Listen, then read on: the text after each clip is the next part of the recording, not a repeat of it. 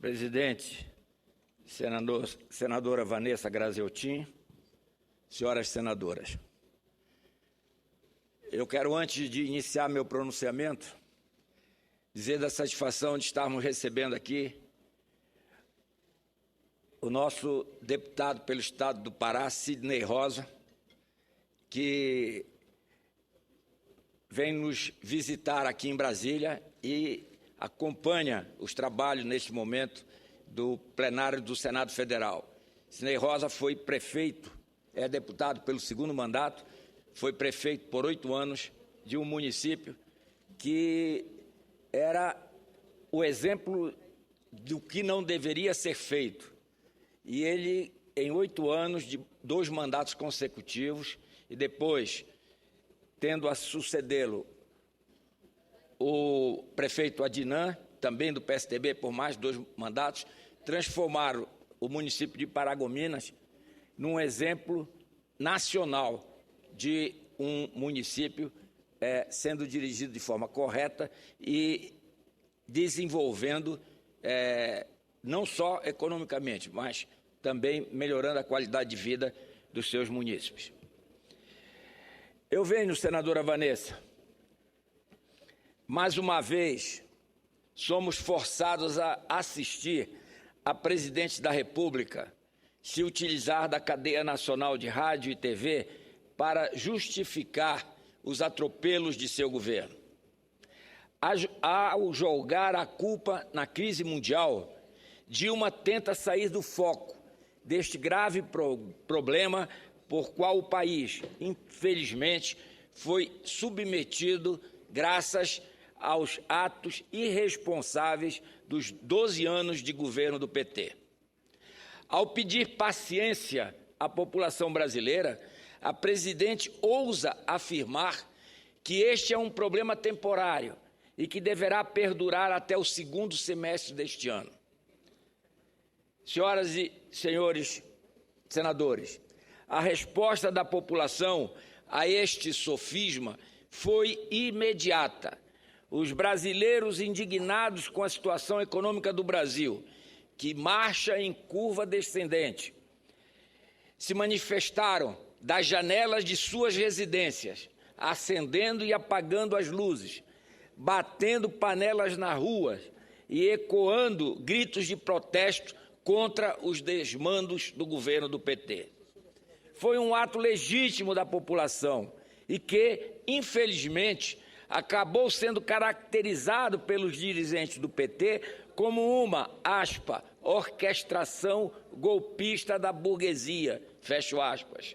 Senhores, alegações como estas do PT são graves por ferirem valores fundamentais da nossa democracia. É preciso respeitar as opiniões divergentes neste perverso cenário que abala a esperança de brasileiros e brasileiras. O Pará, estado que represento nesta tribuna, vem sendo triplamente sacrificado. Sobre o ICM incidente na geração de energia, talvez poucos brasileiros e até paraenses tenham conhecimento de como é cobrado o ICMS da energia que todos nós usamos. Apesar de sua condição de gerador de energia, o Pará é duramente penalizado com os custos deste insumo. Nos últimos 8 meses, a conta de energia ficou 40% mais cara, prejudicando consumidores residenciais e o setor produtivo, que tem a energia como seu principal custo e, por conta deste problema, vem se tornando mais resistente a novos investimentos, impactando assim no ritmo de sua produção.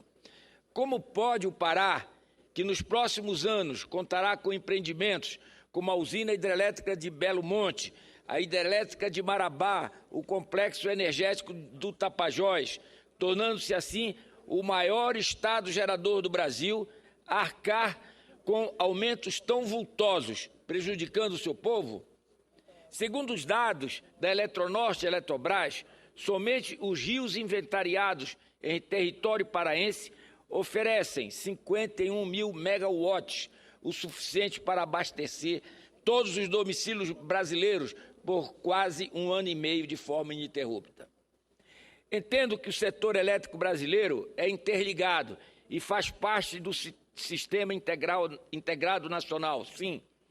Sendo assim, os custos repassados em patamares parecidos a várias regiões brasileiras. Minha defesa aqui neste plenário é pela revisão do método de tributação da energia, que eu me referi quando comecei a falar sobre a questão da energia no estado do Pará. No Brasil, apenas a energia e o combustível são tributados apenas nos destinos, não deixando nada para o estado gerador. Na atual conjuntura, o estado do Pará não recebe um tostão sequer do ICMS pela geração de energia, presidente senador Paulo Paim. O imposto, que é só cobrado em seu destino, sacrifica e penaliza o povo paraense, o qual fica sem este recurso para ser investido em obras de educação, saúde, segurança e infraestrutura. Para atender às necessidades básicas dos 8 milhões de paraenses, o governador do estado, Simão Jatene, faz malabarismos para equilibrar suas finanças. Louvo aqui as finanças do estado do Pará. Louvo aqui a política de responsabilidade e transparência.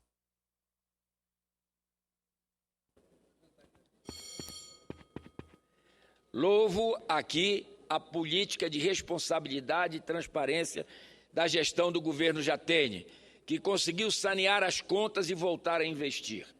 Importante dizer que estas contas, há pouco mais de 4 anos, por coincidência do destino, encontravam-se no vermelho e eram administradas por este mesmo partido, que no último domingo, na figura da presidente Dilma, foi à Rede Nacional de Comunicação para justificar os seus desastres econômicos. Senhoras senadoras e senhores senadores, basta de ações eleitoreiras e de baixo efeito social. O povo brasileiro clama por iniciativas focadas, responsáveis e duradouras.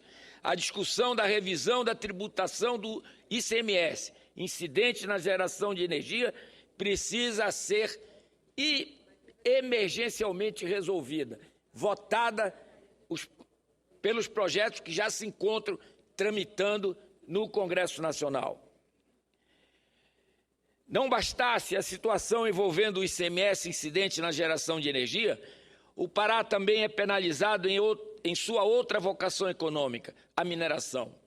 Em 2011, e nós estamos em 2015, apresentei o PLS número 1 de 2011, que altera a base de cálculo da compensação financeira pela exploração de recursos minerais, CEFEM, para corrigir as injustiças na distribuição da riqueza mineral. O próprio governo apresentou em 2013 o projeto que cria o novo Código de Mineração. Está parado na Câmara Federal, talvez pela força da, aspas, estatal, fecho aspas, Vale. Portanto, até agora não conseguimos fazer as correções necessárias na CEFEM. O Congresso Nacional precisa fazer justiça com os estados produtores de minérios. O valor da CEFEM deve ser corrigido para fazer com que as riquezas minerais sejam melhor distribuídas à população. Um outro problema que aflige e prejudica o estado do Pará diz respeito à Lei Candir, que desonerou o ICMS incidente das operações com produtos semi-elaborados e primários destinados à exportação. Foi um instrumento muito importante para que o Brasil pudesse dar um salto em sua industrialização. Baixando o custo das exportações, o governo Fernando Henrique Cardoso previa, assim, a elevação da comercialização dos produtos brasileiros ao exterior, o que de fato ocorreu.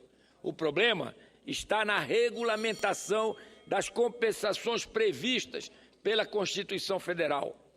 A falta de regulamentação impõe perdas orçamentárias exorbitantes ao Pará e a outros estados exportadores. Lembro aqui que no ano passado, a segunda parcela das compensações, o chamado auxílio financeiro aos estados e municípios para fomento das exportações, no valor de 1,95 bilhão, que deveria ser repassado pelo governo federal, não chegou aos cofres estaduais e municipais. Infelizmente, parece que essa falta de compromisso do governo petista vem se tornando algo corriqueiro. No ano passado, a segunda parcela, que deveria ser transferida até o final do exercício de 2014, não o foi, só sendo no início de 2015. Dessa vez, é muito pior.